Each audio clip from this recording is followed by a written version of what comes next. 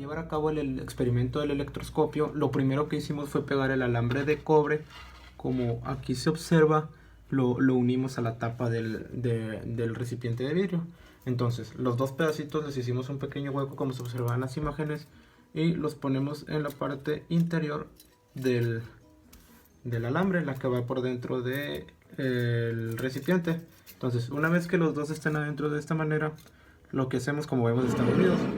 Lo que hacemos va a ser ponerle la tapa al recipiente y cerrarlo. Ahí se alcanzan a observar los dos pedazos de aluminio. Entonces ahora lo que hacemos es cargar eléctricamente este globo, y lo que hacemos es con una ropa de tela o con el cabello, se puede hacer también, lo cargamos eléctricamente, y como vemos, al acercarlo a la punta que queda por fuera de la parte del alambre de cobre, miren, lo que pasa es que los pedazos ¿ven? Se alcanza a observar cómo es que los pedazos de aluminio se separan. Si lo queremos ver un poco más de cerca, ahí se alcanzan a observar cómo es que estos se separaban. Para explicar qué fue lo que acabamos de ver, es tan simple como decir que primeramente el electroscopio, o sea el dispositivo en sí, se encontraba con distintas cargas repartidas, o sea tenía cargas positivas y cargas negativas en un inicio. De igual manera que son las cargas originales que tiene el trozo de aluminio, son las cargas naturales que tiene. Entonces nosotros, cuando cargamos el globo con la ropa de tela, lo que sucedió es que este se cargó eléctricamente negativo, o sea adquirió más electrones o unió los electrones. Entonces es que por eso nosotros al acercar el globo al alambre de cobre, por inducción, que fue lo que sucedió, porque es el proceso en el que pasas carga de un cuerpo a otro sin que necesariamente estos se toquen. Entonces nosotros, al acercarlo, lo que pasó es que transfirió esos electrones al alambre de cobre. Los electrones viajaron por el alambre de cobre y bajaron hasta la parte inferior del mismo, que era donde se encontraban los pedazos de aluminio. Entonces esos pedazos de aluminio, al cargarse con los electrones que fueron transferidos originalmente por el globo, ya que ya los dos estaban con una carga negativa, y pues como sabemos, las mismas cargas se repelen. Entonces primero estaban unidos porque tenían unas cargas similares, pues, o sea, pero tenían positivas y negativas. Entonces nosotros los cargamos negativamente, y como los dos contaban con la misma carga, entonces lo que sucedió fue que esas cargas hicieron que se repelan ambos cuerpos. Entonces, por ejemplo, nosotros, si quisiéramos utilizar un cable de fibra de vidrio, en este caso en lugar de uno de cobre, el experimento no ocurriría de la misma manera, debido a que el cable de fibra de vidrio pues no es conductor eléctrico, a diferencia de como si lo es el alambre de cobre. Entonces el experimento no se puede llevar de la misma manera a cabo, pues. Entonces, pues en este fenómeno obviamente sí importan las cargas, pero solo de manera que hay en el cuerpo, o sea, al final, la parte superior, o sea, las cargas que adquieren el aluminio, pues deben de ser iguales. Porque si logramos cargar positivamente los mismos cuerpos, o sea, si ambos tuvieran la misma carga, así como en este caso fue negativo pero de positivo, se podría lograr lo mismo por las fuerzas de repulsión. Eso es lo que debería de pasar. Entonces, una cosa que se debe recalcar es que el objeto que se utilizó, el frasco, era de vidrio, debido a que este no conduce la electricidad, porque si nosotros utilizáramos un frasco de un material conductor, lo que pasaría es que la mayoría de la energía no se repartiera de la misma manera, y el cuerpo terminaría absorbiendo mucha de esa electricidad y no terminaría induciéndose por donde nosotros queríamos que entre. Entonces lo que pasaría es que ahí se quedaría gran parte de la electricidad que nosotros necesitamos. O sea, posiblemente sí se moviera, pero pueda que se moviera muy poco o casi nada.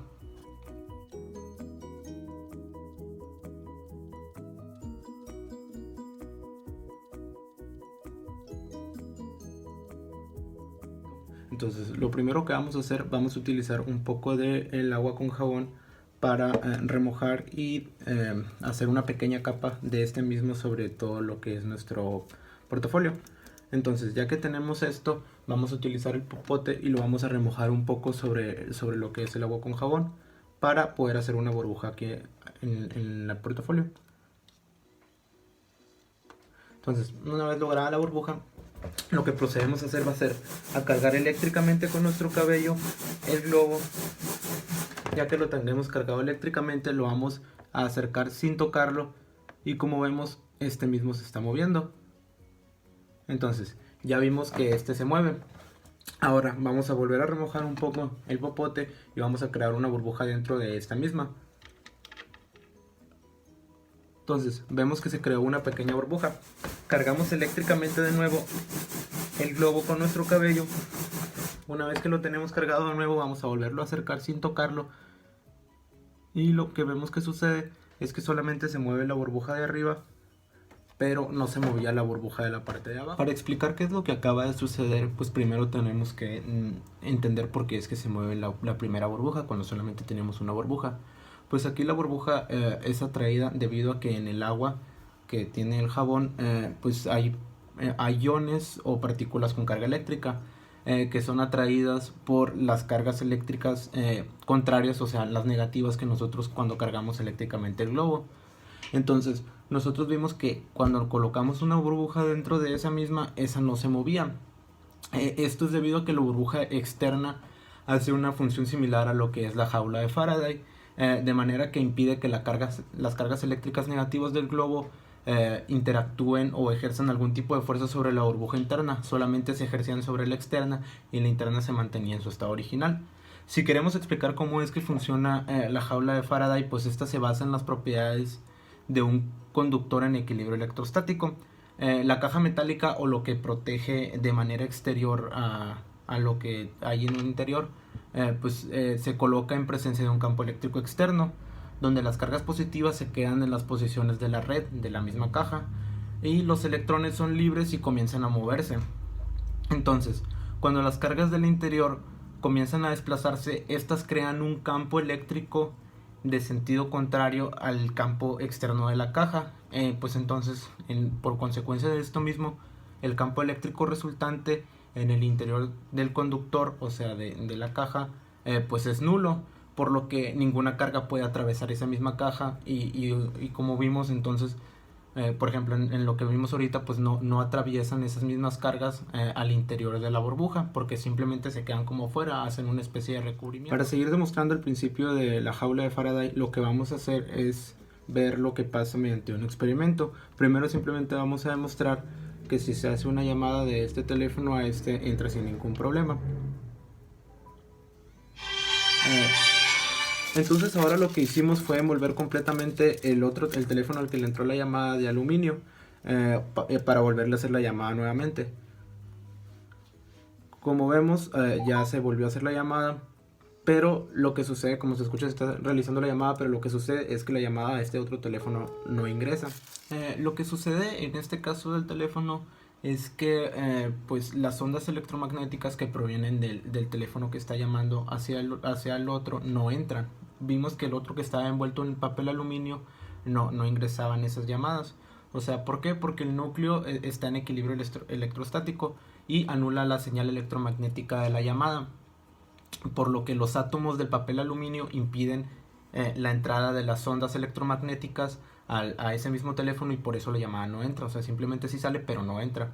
Si utilizáramos plástico en lugar de aluminio para envolverlo, pues no ocurriría lo mismo, debido a que este no cumpliría la función de la jaula de Faraday debido a las propiedades conductoras que tiene el plástico, o sea, permitiendo así que la llamada sí ingresara en ese caso.